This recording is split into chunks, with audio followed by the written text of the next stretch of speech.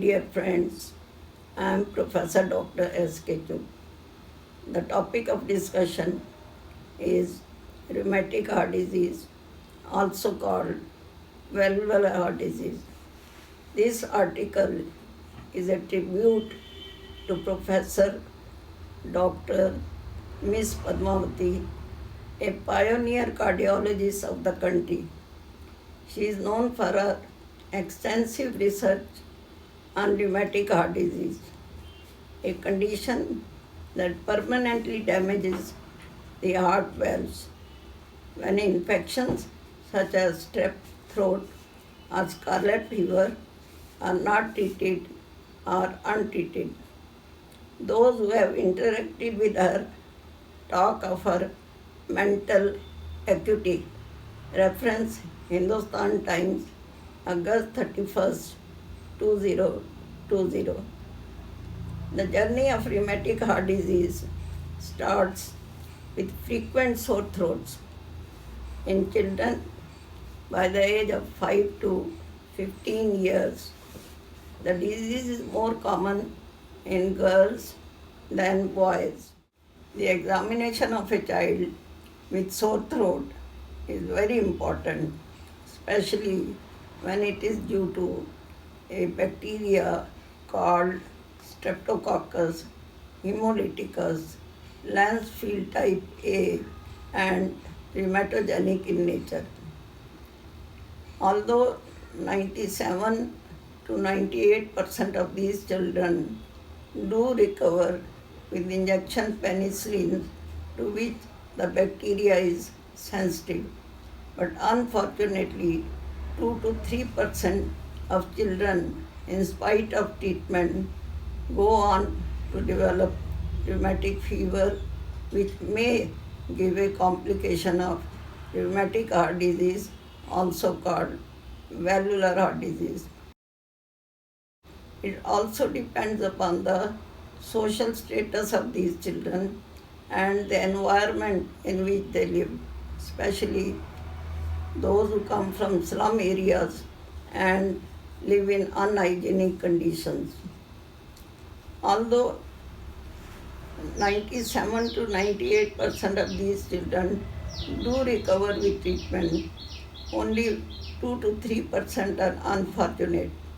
They land up with fever for a long time, and this is called rheumatic fever, leading on to complications and ultimately goes on to heart valve damage and heart disease, so-called rheumatic heart disease.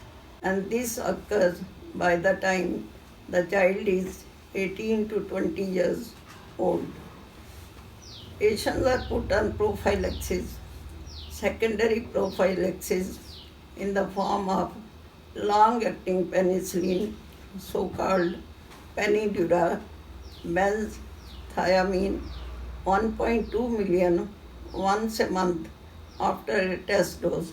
Those children who don't tolerate penicillin or allergic to it are put on alternative drugs like erythromycin. Rheumatic fever. The fever ranges from 100 degree Fahrenheit to 102 degree Fahrenheit. The child is sick and may complain of giant pain. Pain is so severe that the child gets bedridden. The pain is very different than pain of other giant disease. It may be associated with swelling, redness, and it may become hot. When the doctor touches the giant, the pain increases. It's so severe. It afflicts major joints like ankle joint, knee joint, wrist joint, shoulder joint. Very rare for it to afflict smaller joints of the body. The pain is also migratory in nature. To give an example, if a child gets ankle joint disease, then that settles and the next joint, knee joint is affected, and so on and so forth. One joint which was sick becomes all right by the time the other joint is affected. This is called migratory polyarthritis. The pain shifts from one joint to the other, and many joints may be afflicted. Patient does respond to treatment like aspirin in high doses and penicillin injections for at least 2 to 3 weeks. Patient's joint pain settles and X-ray reveals no findings. The patient is not left with any complications due to polyarthritis, which is migratory in nature. This is called one of the major criteria of rheumatic fever. Dr. John has described the confirmation of clinical diagnosis of rheumatic fever on the basis of either two major and one minor criteria, or there may be one major and two minor criteria. This is one of the major criteria when there is polyarthritis.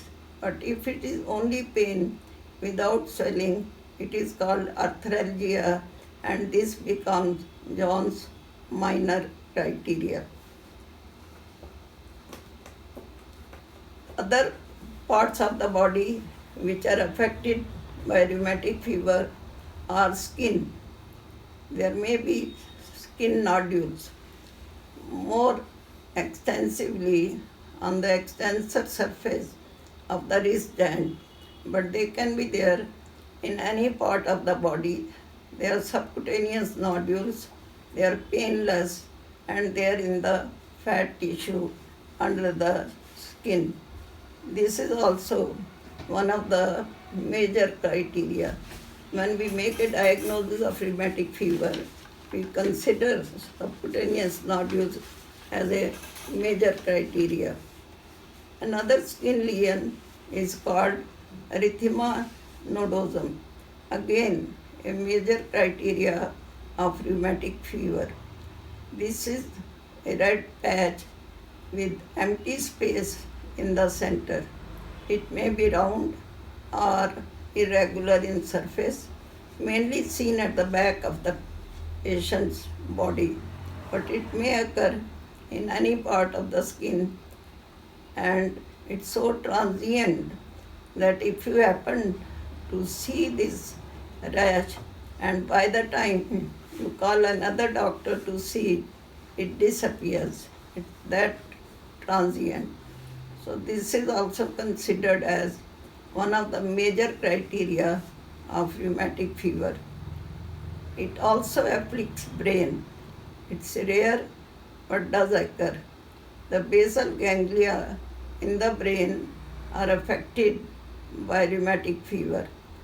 The child undergoes involuntary, vigorous movements of the hands and feet, and this also settles down with sedatives, penicillin, aspirin, and doesn't leave behind any complication of the brain.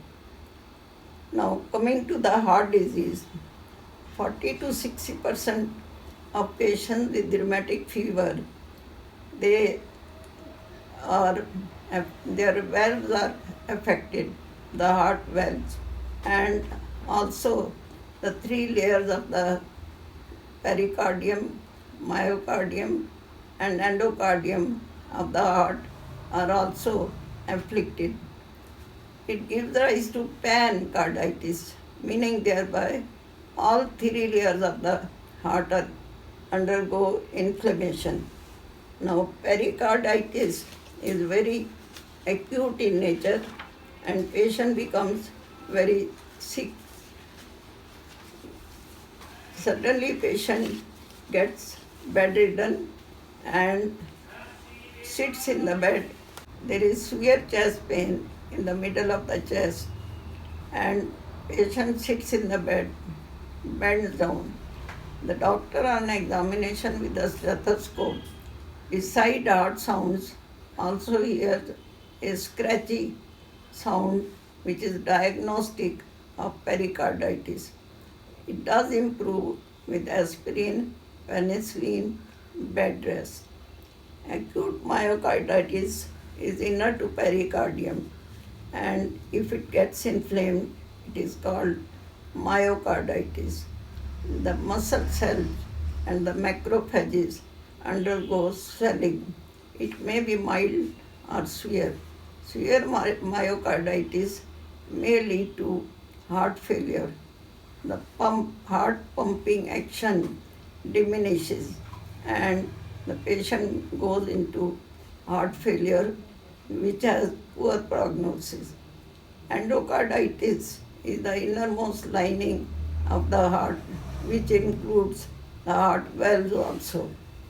So it gives rise to damage of the valves, scarring, and interferes with the function of the heart valves and gives rise to either stenosis of the valve or regurgitation or both.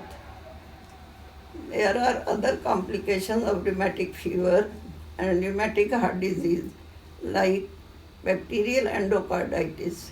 It is called subacute bacterial endocarditis, that is infection, inflammation of the valves, and patient goes from one doctor to the other for fever of prolonged duration. Unless you think of it, you cannot make a diagnosis. You have to take 3 blood cultures consequently at an interval of half an hour, and the arm should not be washed with spirit. Only water swab is good enough. The bacteria which are isolated are named as strep viridans. It does respond to injection penicillin and many more antibiotics. And another complication is cardiac arrhythmias, atrial fibrillation, meaning thereby the heart rate is irregularly irregular, meaning thereby it's irregular in rate as well as in volume. And the heart rate may shoot up to 400 to 600 per minute.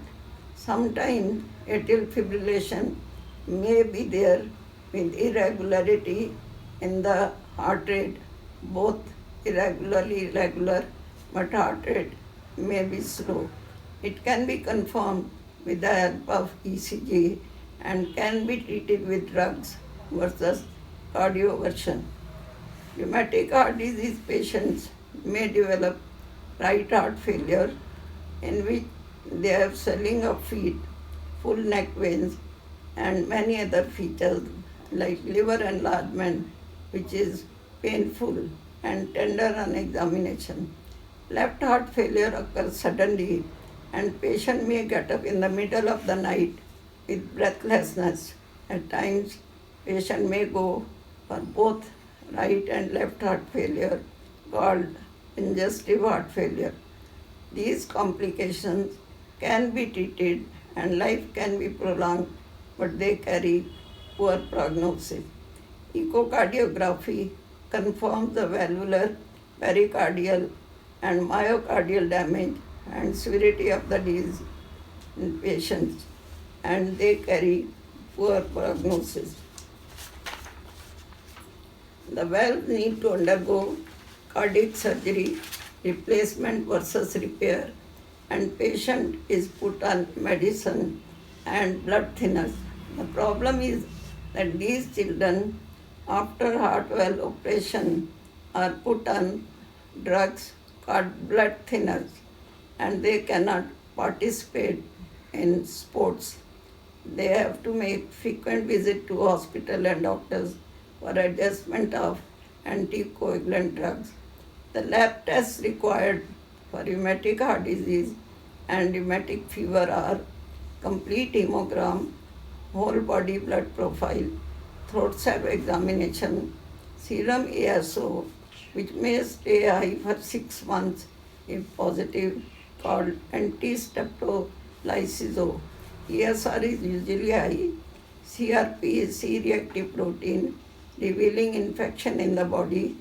ECG may show changes as per the associated arrhythmias. Echo confirms the diagnosis and reveals the severity of the disease. Note: currently, stenosis valves can be opened up by a cardiologist with the help of a catheter and a small balloon which is inflated and can open up the stenosis valve.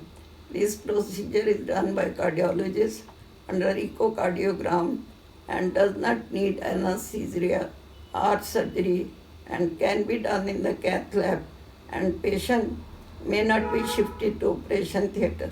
Follow-up of these patients is important. In the end, I conclude the journey of sore throat leading to rheumatic fever and its complications as valvular heart disease. There is a saying that rheumatic fever licks the joints but bites the heart. Thank you. My dear friends, if you like this video, give a thumbs up, share with others, and do subscribe to my channel.